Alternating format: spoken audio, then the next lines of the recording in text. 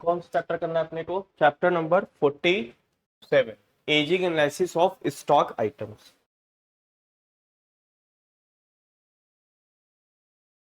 Ageing analysis of stock items means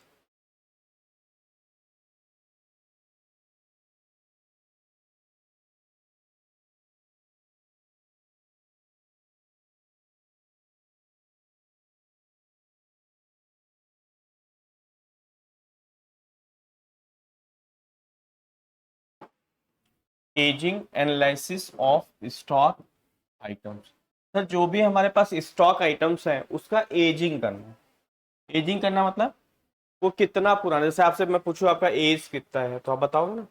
उसी तरीके से कौन सा प्रोडक्ट कितने समय का हो गया है, परचेज डेट हुए कितने दिन हो गए, मैन्युफैक्चरिंग हुए कितने दिन हो गए हैं, या कौन सा प्रोडक्ट कितने दिन में एक्सपायर होने वाला है, राइट, या कौन सा प्रोडक्ट एक्सपायर्ड हुए कितने दिन हो गया। मतलब इससे हम 4 टाइप्स की एजिंग कर सकते हैं। कितने टाइप्स में एजिंग कर सकते हैं सर? 4 टाइप्स। कौन सा? फर्स्ट, सर कोई भी प्रोडक्ट परचेज किए हुए कितने दिन हो गए, उसका एज कितना हो गया परचेज का। दूसरा, सर जिस डेट को परचेज किए होंगे मैन्युफैक्चरिंग उसी दिन हुआ होगा या उसके पहले हो गया होगा? सर उसके पहले हो गया होगा, पहले तो मैन्युफैक्चरिंग हुई होगी, तो मैन्युफैक्चरिंग हुए कितने दिन हो गया। तीसरा, कोई प्रोडक्ट एक्सपायर कितने दिन में होने वाला है। ये इंपॉर्टेंट है कि नहीं? सर जो प्रोडक्ट हमारा जल्दी एक्सपायर्ड होने वाला है उस पर हम लोग क्या करेंगे, उसको जल्दी बेचेंगे सर। और कौन सा प्रोडक्ट एक्सपायर्ड हुए कितने दिन हो गया। ये 4 प्रकार का रिपोर्ट हम लोग इस चैप्टर्स में सीखेंगे। ब्रैकेट में क्या लिखा है? Maintaining batches. तो बैचेज मतलब बैच मेंटेन करना।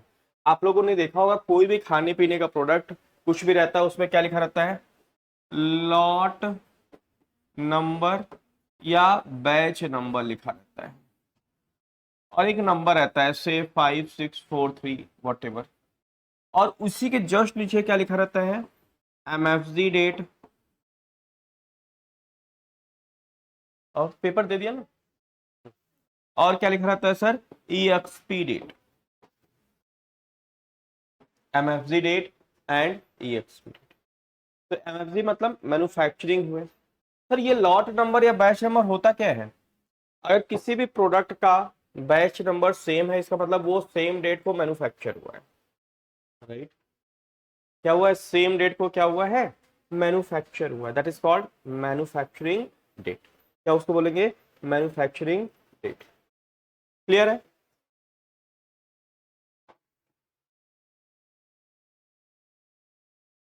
देखिए इसमें क्या लिखा हुआ है? Tracking purchase and sales batch wise.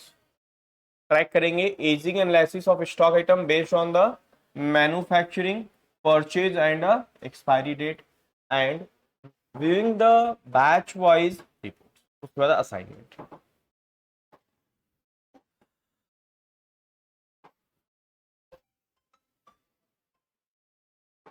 क्या बोल रहा है ये? बोला some organisations maintain stock item in the batches और लॉट्स। बहुत लोग उसको बैच बोलते हैं, बहुत लोग क्या बोलते हैं उसको? लॉट्स बोलते हैं। स्पेशली द फार्मास्यूटिकल्स कंपनी या फार्मास्यूटिकल इंडस्ट्री। तो pharmaceutical industry compulsory batch maintain करता है, क्योंकि बड़ा ही सेंसिटिव डिपार्टमेंट है सर, ये इंडस्ट्री है। अगर गलती से अगर आपको एक्सपायरी दवा दे दिया और आपको उस दवा खाने से कुछ हो गया तो उसका हर्जाना कौन भरेगा सर? वो कंपनी भरेगा, वो शॉपकीपर भरेगा जो आपको एक्सपायरी दवा दे रखा है। आधी बात समझ में? तो ये लोग बड़े ही अपने प्रोडक्ट को बहुत ही इम्तियाज से क्या करते हैं? बैच बनाते हैं या लॉट नंबर लिखते हैं। लॉट नंबर के साथ साथ एमएफजी डेट और एक्सपायरी डेट। बोला अ बैच नंबर या lots number is allocated to the goods purchased या produced and sold consume. Usually a batch is associated with the manufacturing date and expiry date. जैसे हमने बोला कि आप अक्सर देखोगे लॉट नंबर लिखा रहेगा, राइट। क्या लिखा रहेगा? Lot number. कोई आप लोगों के पास कोई चॉकलेट टॉफी या कुछ भी है, चिप्स विप्स कुछ आप लोग के उसमें? नहीं है? नहीं है? कभी देखा ही नहीं देखा है आप लोगों ने? देखा ना? या नहीं देखा होगा तो आज देखना, है ना। पार्ले जी बिस्किट या वॉट एवर, उसके पीछे क्या लिखा रहेगा? लॉट नंबर लिखा रहेगा। क्या लिखा रहेगा? Lot number. और उसी के जस्ट नीचे मैन्युफैक्चरिंग डेट और उसी के जस्ट नीचे एक्सपायरी। क्लियर, लिखा रहेगा सर। तो वही बोलना है कि lot number is associated with the manufacturing date and expiry date. Sir Tally में कैसे मेंटेन करेंगे? टैली में लिखेंगे हम लोग, ये प्रोडक्ट है, इसका मैन्युफैक्चरिंग डेट ये है और इसका एक्सपायरी डेट ये है, प्लस परचेज डेट क्या होगा सर, जिस डेट को परचेज करेंगे वही हमारा क्या हो जाएगा, परचेज डेट हो जाएगा। तो 4 टाइप का रिपोर्ट्स निकल सकता है नहीं सर? मैन्युफैक्चरिंग डेट हम लोग डाल ही रहे हैं सर, एक्सपायरी डेट डाल रहे हैं। अब एक्सपायरी डेट से टू बी एक्सपायर्ड मतलब कितने दिन में एक्सपायर्ड होने वाला है वो रिपोर्ट जनरेट कर देगा टैली। और परचेज डेट एंट्री में जो डेट की एंट्री कर रहे हैं उससे क्या निकल जाएगा, परचेज डेट। सर कंपनी एक बना रहे हैं जिसका नाम क्या है, ऑनेस्ट फार्मेसी। Okay sir.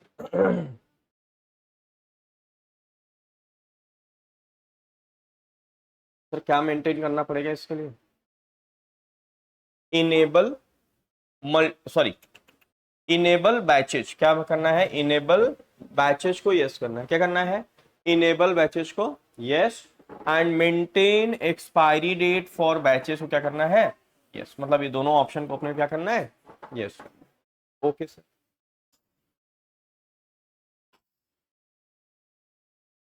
फिर उसके बाद ये लेजर बना रहा है, सेल्स अकाउंट, ये ऑलरेडी आप लोगों को पता है। Star pharma limited purchase account, ABC medical store से। आज कुछ है क्या? आज बड़े बच्चे कम आए हैं आज पढ़ने। आज कुछ कोई फेस्टिवल है? कल था, अच्छा कल का अभी भी सेलिब्रेट चल ही रहा।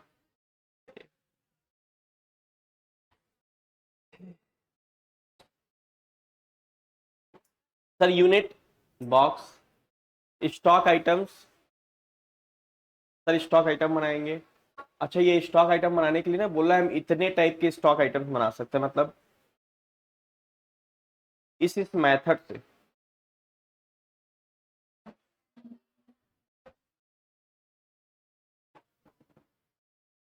सर क्या पहला क्या ऑप्शन दिया हुआ है, इसको ध्यान से समझना आप लोग। पहला क्या दिया हुआ है, when the stock items are not to be maintained in the batches। अगर आप लोग बैच में मेंटेन नहीं कर रहे हो स्टॉक आइटम, आ रही बात समझ में? तो मेंटेनिंग बैचेज को क्या लिख देंगे सर? अब आप कोई भी स्टॉक आइटम बनाओगे ना, इनेबल बैचेज को यस करके, राइट, तो क्या पूछेगा आपसे, मेंटेन इन बैचेज पूछेगा। अगर आप मेंटेन बैचेज करोगे तो एंट्री के टाइम क्या पूछेगा, मैन्युफैक्चरिंग डेट और एक्सपायरी डेट।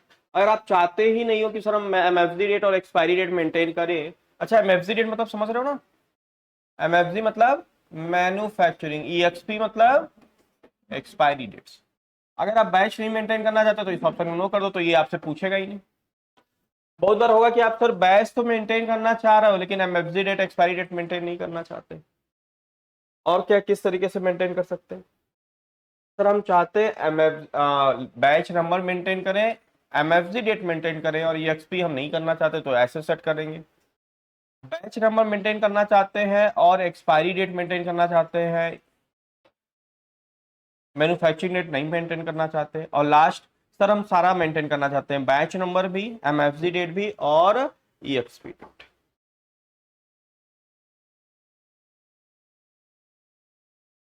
Okay sir. यहाँ पे क्या लिखेंगे सर, स्टॉक आइटम्स बना रहे हैं। क्या बना रहे हैं सर, स्टॉक आइटम्स। क्या नाम है, मेगासिन टैबलेट, राइट। देखो यही की बात चल रही थी। अब मान लो ये मेगासिन टैबलेट का हम स्टॉक आइटम बना रहे हैं और हमें लगता है कि हमें एमएफजी डेट भी बनाना है, एक्सपी डेट और बैच नंबर भी बनाना है।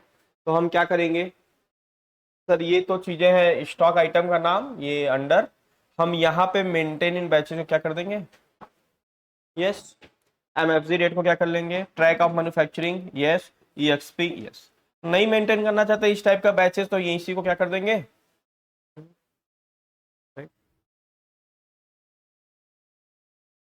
अब ट्रांजेक्शन रिकॉर्ड करेंगे। क्या करेंगे, ट्रांजेक्शन को रिकॉर्ड करेंगे। क्या हो गया sir transaction, purchased 10 boxes of Megasin tablet at the rate of 100 rupees per box on 1st May 2020, batch number is 420। Sir purchase कर रहे हैं क्या, 10 boxes of Megasin tablet, ठीक है। क्या रेट से sir, 100 rupees per box. Batch number जिसका क्या है सर, 420, एंड उसकी मैन्युफैक्चरिंग डेट कब है? 1 मार्च। और एक्सपायरी डेट क्या है? फर्स्ट। ठीक है।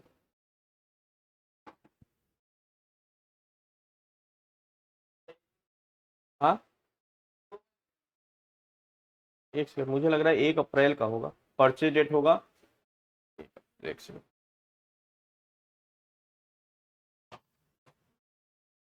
हाँ, ये डेट को सही कर लेना, ये 1 में नहीं है, ये 1 अप्रैल है। किस डेट को परचेज हुआ, इसको सही कर लीजिए प्लीज,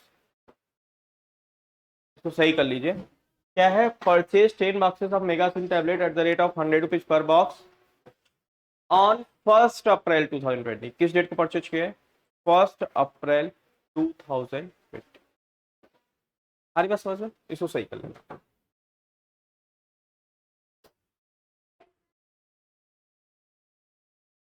क्लियर है? तो सर जो चीज हम 1 अप्रैल को परचेज कर रहे हैं, राइट, 1 अप्रैल को जो चीज परचेज कर रहे हैं उसका मैन्युफैक्चरिंग 1 महीने पहले हो रखी है 1 मार्च को, और एक्सपायरी कब हो रही है? 1 महीने बाद हो रही है, राइट। और इसका बैच नंबर या लॉट नंबर क्या है? 420। अब हम परचेज की जब एंट्री करेंगे ना, तो ये मेगासिन टैबलेट डालने के बाद ये ऑप्शन आएगा, मतलब ये वाला पोर्शन सर नया ऐड हो गया, पहले नहीं पूछता था। सर ये क्यों पूछ रहा है? क्योंकि आपने फीचर्स में इनेबल बैचेस को क्या कर रखा है? यस कर रखा है। स्टॉक आइटम बनाते समय ऑप्शन को, बैच नंबर को क्या कर रखा है? Yes, right. तो यहाँ पे हम लोग क्या डालना है sir? 420, this is what? Batch number. और एमएफजी डेट क्या डालना है? 1 मार्च। और एक्सपायरी डेट क्या डालना है? फर्स्ट। मतलब हम लोग जब परचेज करेंगे या सेल करेंगे तो हम एमएफजी डेट भी डालेंगे और एक्सपायरी डेट डालेंगे। हमने आपको स्टार्टिंग में क्या बताया, कितने टाइप से रिपोर्ट जनरेट करता है सर? वो 4 टाइप्स का। तो अब टैली बना सकता नहीं बना सकता है? टैली के पास परचेज डेट की भी डेटा है, जिस डेट को परचेज कर रहा है उससे वो परचेज डेट से एजिंग निकाल सकता है। एमएफडी डेट भी डाल दिया हमने, मैन्युफैक्चरिंग डेट से भी निकाल सकता है। एक्सपायरी डेट का भी डाल दिया, तो एक्सपायरी डेट में 2 रिपोर्ट बनाएगा सर। एक्सपायर्ड हुए कितने, मान लो कोई प्रोडक्ट एक्सपायर्ड हो गया तो हुए कितने दिन हो गया वो भी बता सकता है, और कितने दिन में कौन सा प्रोडक्ट एक्सपायर्ड होने वाला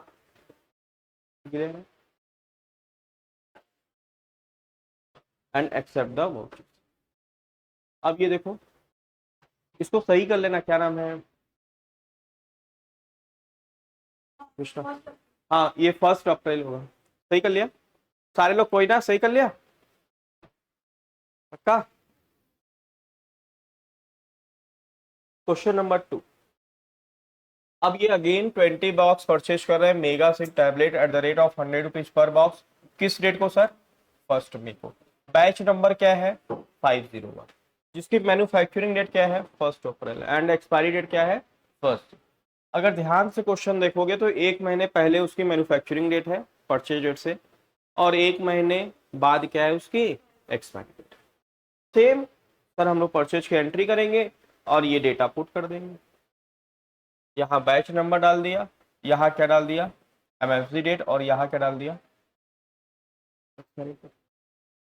ठीक है, ये परचेज की एंट्री होगी। फिर ये आ रहा है सर, परचेज कर रहा है कब? 1 जून को। बैच नंबर क्या है? 555, राइट, जिसकी मैन्युफैक्चरिंग डेट अगेन 1 महीने पहले है और एक्सपायरी डेट 1 महीने बाद। कृष्णा, अपने बैग में कुछ खाने पीने के प्रोडक्ट रखे हो? चिप्स, चॉकलेट, टॉफी है कुछ? कैंडी वैंडी नहीं है? देखो चेक करो, किसी पास नहीं है? है? नहीं? हाँ, पानी बॉटल भी दिखाओ। नहीं, ये वाली नहीं, इसमें नहीं, देखो स्टिकर है कि निकल गया है? स्टिकर लगा है कि निकल गया?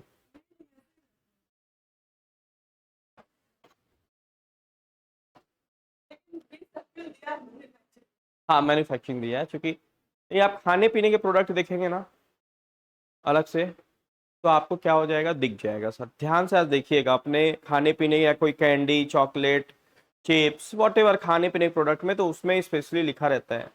एक एक्ट है जिसके तहत आपको खाने पीने के प्रोडक्ट में लिखना कंपलसरी है।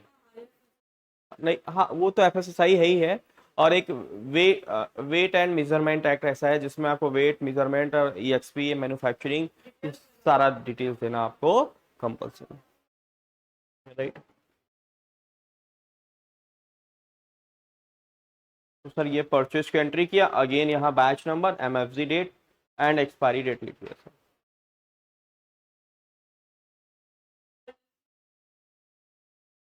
हाँ जैसा बताओ, तैयारी है, तैयारी कर लो, कल टेस्ट ले लेते हैं, ठीक है। हाँ वॉल्यूम 1 से 4 तक रहेगा, 5 तो अभी चल ही रहा है। ऐसा 1 2 3 चलेगा, ठीक है 1 2 3 कर लेते हैं, डन हुआ। नहीं नहीं नहीं, हाँ मंडे, ठीक है मंडे ले लो, तो मंडे क्या है, सैटरडे आपको मिल जाएगा, संडे मिल जाएगा, ठीक है चलिए मंडे 1। देखो डेट आपके हिसाब से, रिस्पॉन्स मेरे हिसाब मतलब आपका परफॉर्मेंस मेरे हिसाब से अच्छा आना चाहिए। डेट आप एक दिन बोलोगे, 2 दिन बाद बोलोगे, अच्छा 1 2 3 चलिए। सेल कर रहे हैं सर क्या, 5 boxes of mega Singh tablet at the rate of 160 rupees per box. किस डेट को सर, 1 जून को, जिसका बैच नंबर क्या है ये, टू एबीसी मेडिकल स्टोर्स। अब सर इसमें ध्यान देना, इसमें सेल में क्या होगा, अब जब आप सेल की एंट्री करोगे तो यहां से सेलेक्ट कर सकते हो आप सर किस डेट को सेल कर रहे हैं, थोड़ा सा ये देख लीजिए आप किस डेट को सेल कर रहे हैं। सर 1 जून को, किस डेट को सेल कर रहे हैं, 1 जून को, ओके।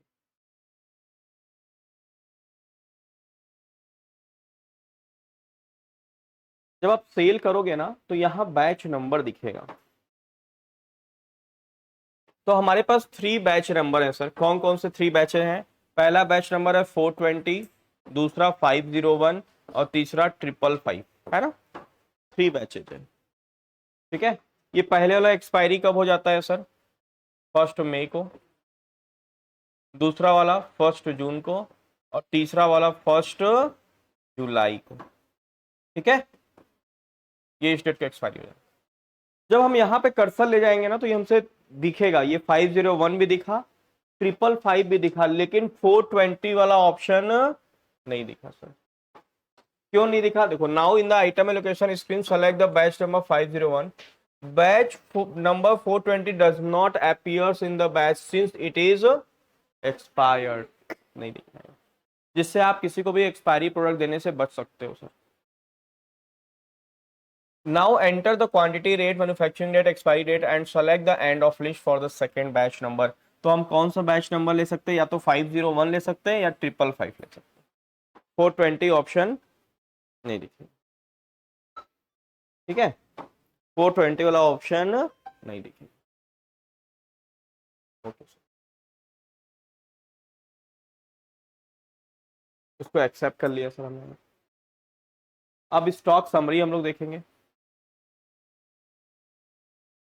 बोला stock summary will be shown with the batch number, gateway of tally and कहाँ चले जाएंगे, स्टॉक समरी में, ठीक है। तो ये स्टॉक समरी किस वाइज दिख रहा है सर, बैच वाइज, 420, 501 एंड 555, जिसका बैलेंस इतना दिख रहा है, इतना इतना बॉक्सेस है, ये रेट से है। इसको हम लोग ऑल्ट F5 करके और डिटेल में कर सकते हैं। अब बारी आती है सर, जो ये चैप्टर का थीम है क्या सर, एजिंग एनालाइज करना, क्या करना, एज निकालना, क्या करना, एज निकालना, क्या करना, एज निकालना, ठीक है सर। कैसे एज निकलेगा, 2 मिनट दीजिए।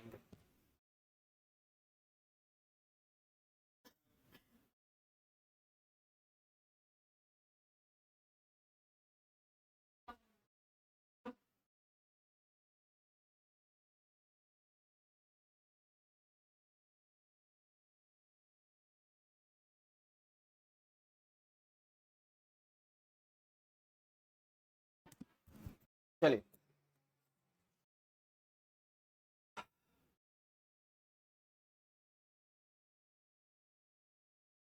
क्या बोला सर, कैसे एजिंग निकालेंगे, gateway of tally, display more reports, statement of inventory की बात अकाउंट की नहीं चल रही, बात किसकी चल रही है, इन्वेंट्री की। And ageing analysis select the primary, place order 5, अब एजिंग एनालिसिस निकालने के लिए शॉर्टकट की क्या है sir, F60। Ageing period and enter age soon. Sir इस तरीके से 0 to 30, 30 to 60, 62, ये हम कोई भी डाल सकते हैं सर, अपने ऊपर है। हम हो सकता है ऐसा डाल दे 0 to 20, हाँ 0 to 20 days, 20 to 50 days, 50 to 80 days, sir कुछ भी डाल सकते हैं जैसा देखना चाहे सर, और इसको एक्सेप्ट करेंगे। तो ये क्या सर, किस डेट से दिखा रहा है ये परचेज डेट से दिखा रहा है। किस डेट से दिखा रहा है सर, यहाँ देखो लिखा है aged by date of purchase, और इस तरीके से कॉलम बन जा रहा है 0 to 30। देखो यहाँ पे नंबर 2 लिखा है, मतलब इसके पहले भी 2 कॉलम है। सारी बात समझ में, 0 to 30, 30 to 60, 60 to 90 and 90 days। Sir ये क्या बता रहा है, ये बता रहा है कि परचेज हुए ये प्रोडक्ट, जैसे ये बैच नंबर दिस वन, कितने दिन ये हो गया सर, 420 कितने दिन हो गया सर, 60 डेज से ज्यादा हो गया, क्योंकि इसको कब परचेज किए थे, 1 अप्रैल को। रिपोर्ट किस डेट को देख रहे हैं सर, 1 जून। तो 1 अप्रैल से 1 मई और 1 जून, 61 डेज हुआ, इसलिए इसको किस कॉलम में डाल दिया, 60 to 90। और ये वाला बैच जो है सर कब परचेज किए हैं, सेकेंड वाला सर 1 मई को। तो 1 मई से 1 जून कितने दिन हो गए सर, 31 डेज। तो इसको किस में डाल दिया, 30 to 60 में डाल दिया। आ रही बात समझ में, क्लियर हो रहा है सबको सर, किस डेट से काउंट हो रहे हैं, एज किस डेट से निकालना है, परचेज डेट से। किस डेट से, परचेज डेट से। आ रही बात समझ में। और ये 555 की अगर बात करें, जिसको हम लोग परचेज कब किए हैं, 1 जून को किए हैं, और 1 जून से 1 जून देख रहे हैं, मतलब एक दिन। तो इसके पहले जो कॉलम रहेगा 0 to 30 days, उसमें वो दिखेगा, किसमें दिखेगा, 0 to 30 days में। ठीक है, यहाँ एरो लेके इधर करोगे टैप करके, तो एक कॉलम और दिखेगा 0 to 30 days, उसमें वो ऑप्शन। अब हम चाहते हैं सर, जैसे ही हम लोग, एक होता है एजिंग स्टाइल, क्या होता है सर, एजिंग स्टाइल। उसके लिए क्या प्रेस करना पड़ेगा, F9 वर्टिकल बटन बार में आपको ऑप्शन देगा। तो यहाँ पे ना जैसे एजिंग स्टाइल करोगे तो ये इंटरफेस ओपन होगा। और एजिंग स्टाइल में यहाँ 4 ऑप्शन दिखेंगे, कितने ऑप्शन दिखेंगे, 4 ऑप्शन। क्या, बाई MFG डेट, इसी के जस्ट नीचे क्या लिखा रहेगा, बाई परचेज डेट। तीसरा by expired, by expiry date. And last का दिखेगा टू बी एक्सपायर्ड, क्या लिखा रहेगा, by to be expiry date. मतलब MFG डेट करोगे तो ये क्या होगा, मैन्युफैक्चरिंग डेट से एजिंग निकालेगा। By purchase by default sir select हुआ ही। बाई एक्सपायरी डेट मतलब एक्सपायर्ड हुए कितने दिन हो गए। एंड टू बी एक्सपायर्ड भी बहुत इंपॉर्टेंट रिपोर्ट है, कौन सा प्रोडक्ट कितने दिन में एक्सपायर्ड होने वाला। अच्छा, अच्छा बाई एक्सपायरी डेट अगर आपने सेलेक्ट किया है, और यहाँ पे show only the expired batches, केवल आप वो बैच देखना चाहते हैं, जैसे आपके मन में ये हो रहा है कि हम ये देखना चाहते हैं कौन कौन सा दवा हमारा एक्सपायर्ड हो चुका है, तब इस ऑप्शन में क्या कर देंगे, यस। तो ये कौन सा दवा दिखाएगा, केवल एक्सपायर्ड वाला दिखेगा। सारा देखना है तो इसको नो कर दीजिए। तो इस तरीके से आपको रिपोर्ट देखने को मिलेगा। सर ये कौन से डेट से दिखा रहा है, मैन्युफैक्चरिंग डेट से दिखा रहा है। सर ये जो 420 था, अगर इसके ऊपर वाले रिपोर्ट में देखेंगे 420 वाला, तो ये कौन से कॉलम में आया था सर, ये आया था 60 to 90 डेज में आया था। कौन से डेज में आया था, लेकिन मैन्युफैक्चरिंग 1 महीने पहले है, तो ये सरक के किधर चला गया सर, 90 डेज वाले में चला गया, मोर देन। हम किस डेट से काउंट कर रहे हैं इसको, 1 मार्च। इसकी मैन्युफैक्चरिंग डेट क्या है, ये देखो लिखा भी है, मैन्युफैक्चरिंग डेट क्या है इसकी।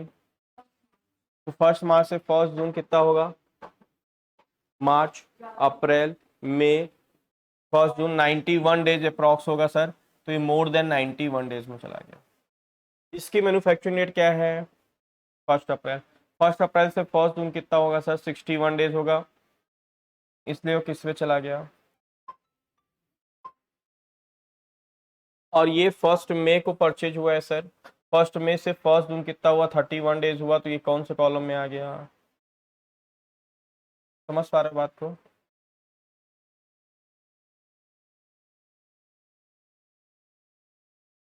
समझ पा रहे हो? तो ये क्या कर दे रहा है सर, एज निकाल रहा है। क्या कर रहा है? एज निकाल।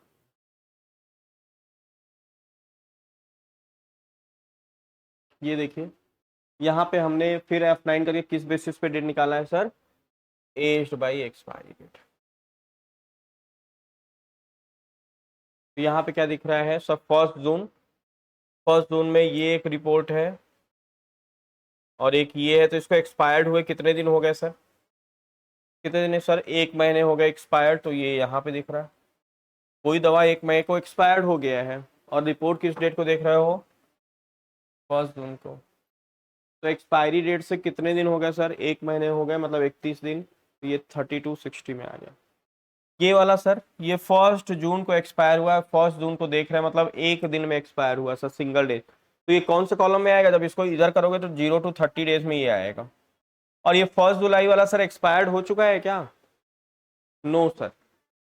तो ये किस में आएगा? 0 to 30 डेज, क्योंकि 0 to 30 days includes the 0 days, means all those medicine which has not expired, वो भी किस में दिखेगा? 0 to, जो एक्सपायर्ड नहीं भी हुआ है वो किस में दिखेगा? जैसे अगर कोई पूछे कि इसको एक्सपायरी हुए कितने दिन हो गया, तो आप क्या बोलोगे? इसको 0 डेज हुआ, मतलब अभी एक्सपायर नहीं हुआ है।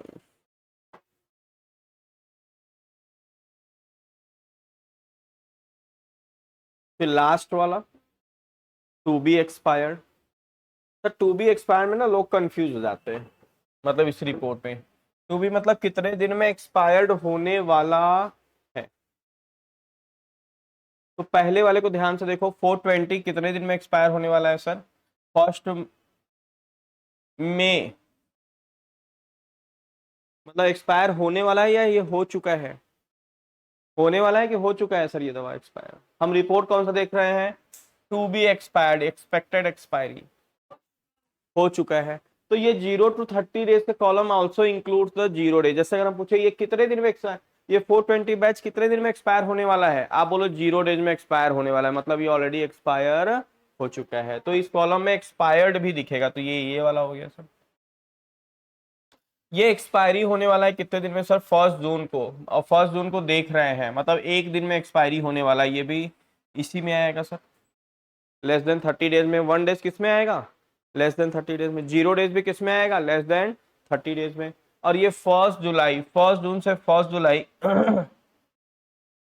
30 डेज हो रहा है सर, तो ये भी किस में आ रहा है सर? 30 डेज के कॉलम में आ रहा है। मतलब ये तीनों किस में आ रहे हैं? सेम कॉलम में आ रहा है सर। लेकिन तीनों की मीनिंग अलग अलग है सर। ये एक्सपायर्ड हो गया, ये एक दिन में हो रहा है, ये 30 दिन में हो रहा है। ठीक है, तो आपको कंफ्यूज नहीं होना है।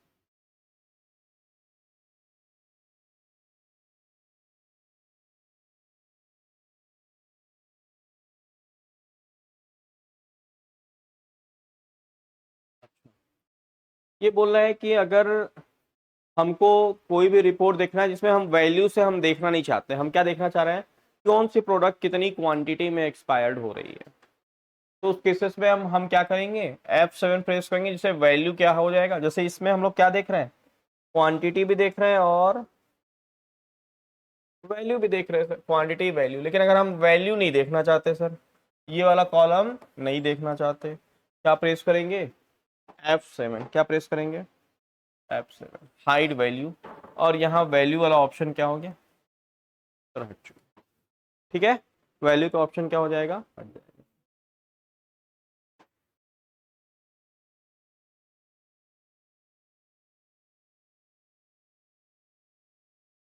हम बैच वाइज भी रिपोर्ट देख सकते हैं सर।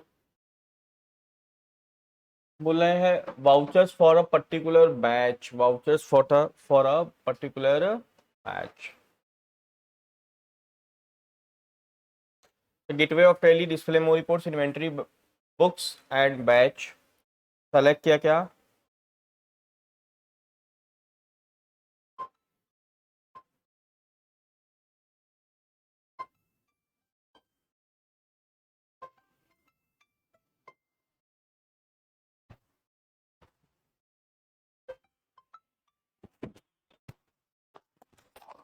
जो है वही वाला है।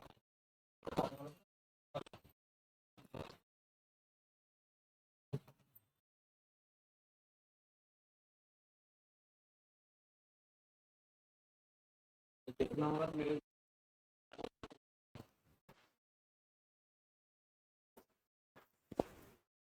हाँ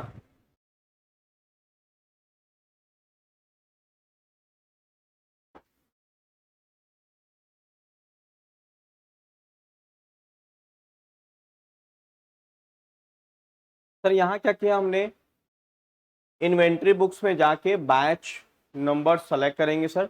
ये नेम ऑफ आइटम मेगासिन टैबलेट्स, और ये 3 बैचेस बना रखे हैं।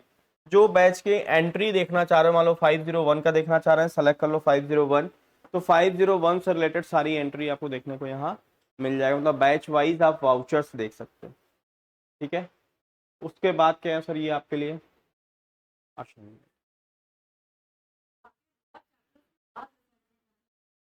देखिए क्या है इसमें, परचेज 5 बॉक्सेस ऑफ काजू barfi at 1000 per box on 1st May, batch number this one, having manufacturing date as 1st April 2020, expiry date is 1st June, right?